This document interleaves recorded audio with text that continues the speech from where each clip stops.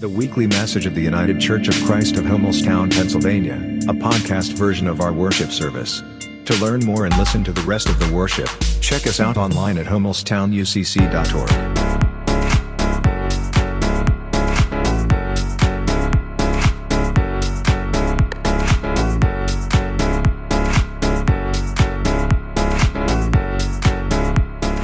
The lectionary text eliminates the first two parables of this chapter of Luke.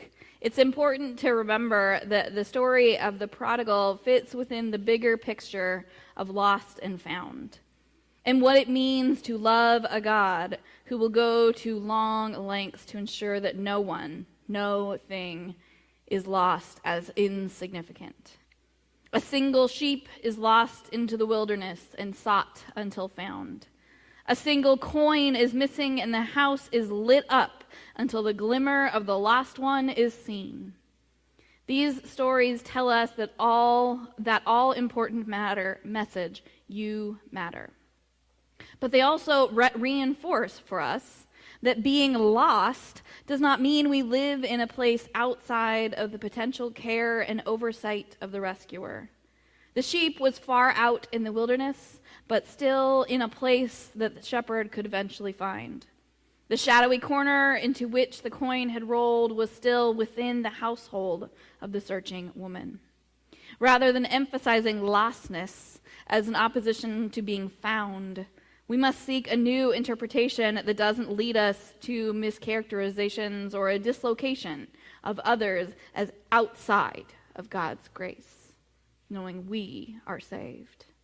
No one can be too far for God to be invested in them. Similarly, we might also risk a false pride that would allow us to see the some who enjoy a place of privilege beneath the wings of the Almighty. Sheep, coin, or child, God's care and compassion extends further than we could logically expect or even self-defeatedly accept. But you, yes, you, are within God's view. This is true for every person, regardless of how well known they have been throughout history. Through the story of the prodigal, the lost child, Jesus extends the metaphor to also include God who goes with you on the travel through life, wherever you may roam. No matter the circumstances that bring you to a particular experience, God is with you through all of those as well. This third part of the trilogy of parables describes quite well the lostness and foundness that comes during times and places of transition as the plot moves from the known home estate into the unknown travel and then back again to the point that the child begins being re-known in a new way. Yet as with the other two parables, the restoration comes from the initiative of the searching, loving parent. The parent who offers the fullest of welcome before the son could even speak, who sees him even when far off. God is with the father in the letting go of the child to walk their path, with the child in the cultivation of memories of home, and with the whole family as they begin to make a new way forward. Something that seems harder for the home son to accept.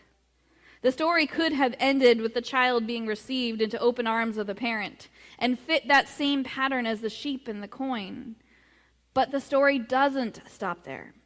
It makes room for the finding of what the other son has also lost, relationship with the younger son to be reclaimed and forgiven.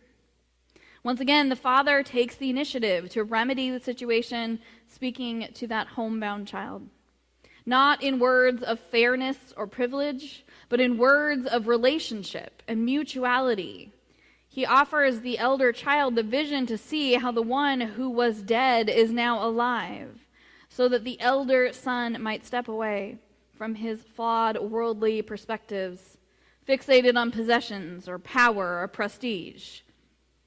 The experience, the complaint, the situation of the older child more than likely feels rather familiar to most of us, watching those who feel unworthy enjoying the party, or just feeling left out, or overworked and underappreciated. Whatever the cause, the indignation of this child feels like something we know well. What the elder child wanted was the same outpouring of celebration, but we must remember, not for the same purpose. He whines at the father that he didn't get to have a party with his friends. But what we as listeners might pick up on in that complaint and the father's response is that the younger son isn't necessarily partying with his friends. The only people we are introduced to are the workers of the household. To reinstate the younger child as a member of the family is the purpose of the party.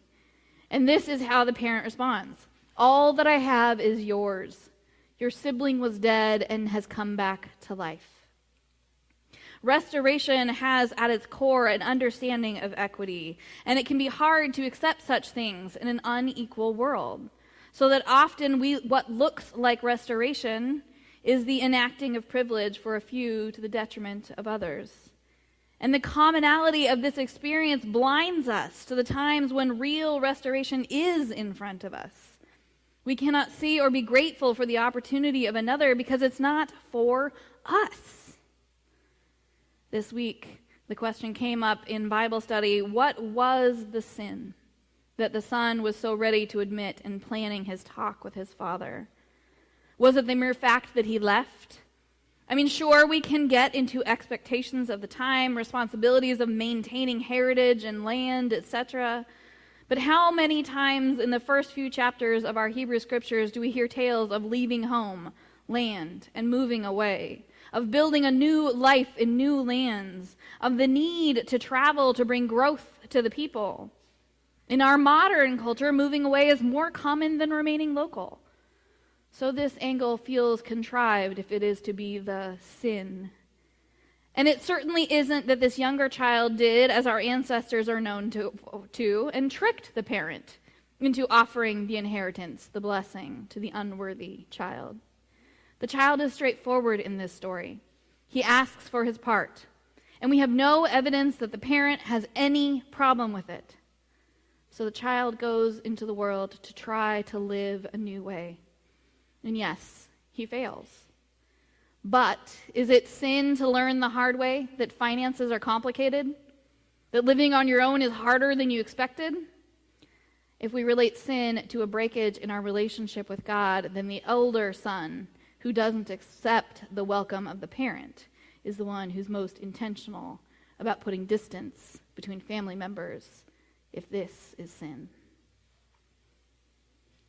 This week, I was also floored to find out how often this passage is used as a clobber passage for those who have been thrown out from heavily religious families.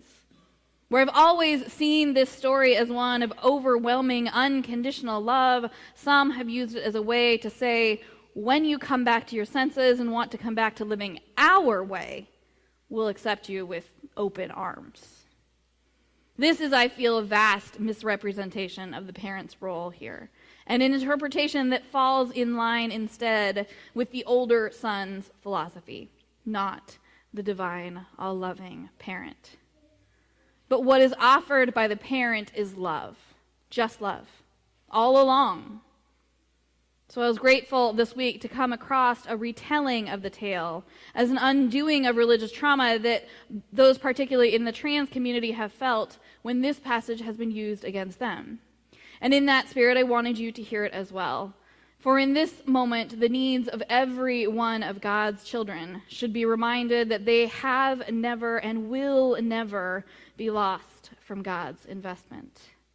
In the retelling, Susan Cottrell reimagines the child who left as one who battled with themselves throughout childhood, finally comes to admit to themselves that he is not Mitchell, as the author names him, but a Marissa, leaving only a note and a request to say goodbye to Brother Mark. But after going out into the world and birthing her new identity, Marissa feels the tug to want to go home, a place that felt unsafe and has been far left in her past, but which she needs to turn to, so she recalls and calls home.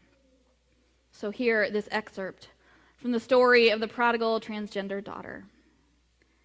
As she spoke, she heard her father's words break through. "Yes, come home. I have missed you. Please, please come home." Somehow she drove those final miles back to the house, so familiar and yet strangely unfamiliar. She pulled in the driveway.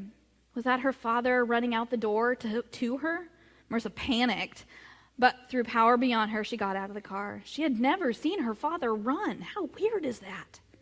Her father picked her up and hugged her. Then he stopped and looked at her, taking her in head to toe.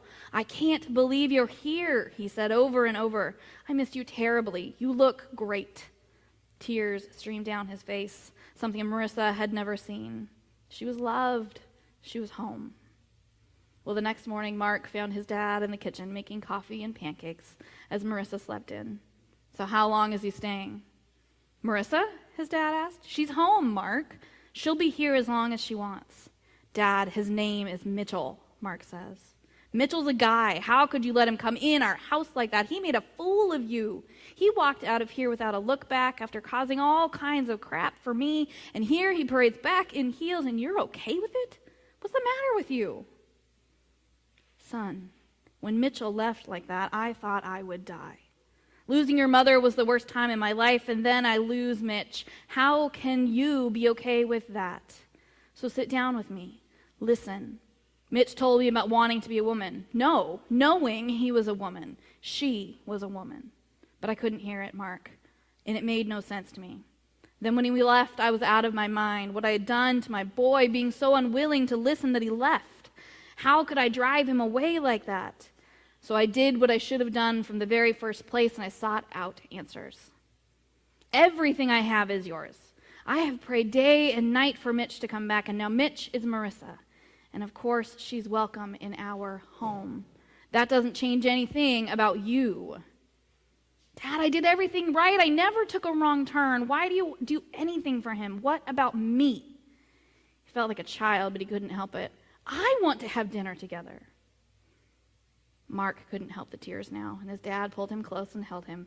"Mark, my beloved son, I've always loved you with all my heart. Don't resent Mitch. He was miserable for years. I could never get it, but I get it now. He's finally able to be who he always was. She's Marissa, and she's happy. Let her have that." He stroked Mark's head as Mark closed his eyes. "I just want you to be proud of me, Dad." "Oh, my son, I couldn't be more proud of you. Don't do things to make me proud or gain my approval. You already have it. Nothing will make me prouder of you, my beloved son. Enjoy how much I love you and be at peace. You're who you should be, and Marissa is who she should be. I love you both for who you are and exactly the way you are." What is so poignant about this retelling is how often that is not the reality of the acceptance and personal work needed and done by the families of those who transition. But it can and it does happen. Change and love can and do transcend bigotry and ignorance every day. So in this moment, we hope to be change makers that make more room for a beautiful growth story of family and acceptance for all who walk this journey. If a lost sheep can be found by the shepherd, if a lost coin can be found by the owner, if a lost relationship can be found and a family made whole again, who are we to put limits on where and how God calls us to be, to love our neighbor, our friend, our family? Tomorrow, we celebrate God's love for all beloved children, for the annual Transgender Day of Visibility, with a new awareness. A day to recognize that trans-identified people are vital to our history and present moment, and more than that, they are in fact needed to create the most honest realm of God here and now.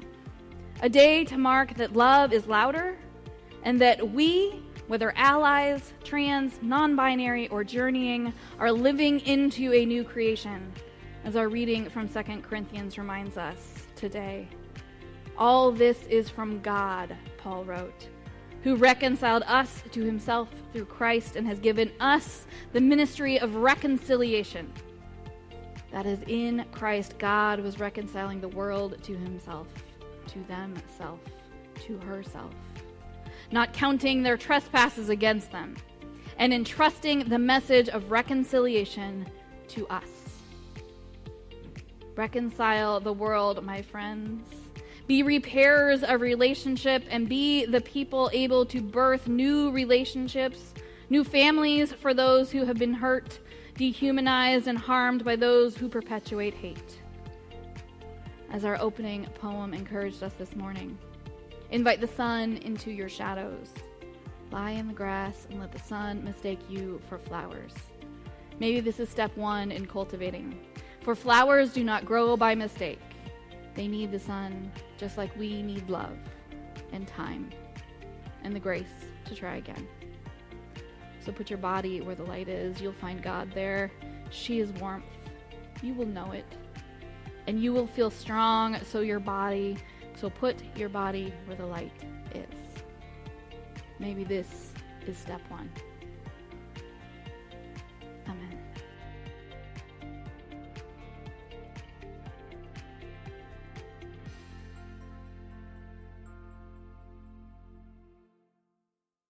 This has been the weekly worship from the United Church of Christ of Hummelstown. No matter who you are, or where you are, on life's journey, you are welcome here. Join us online or in person, at 104 East Main Street in Hummelstown, Sundays at 10:30 a.m. Thank you for listening today. We look forward to your fellowship.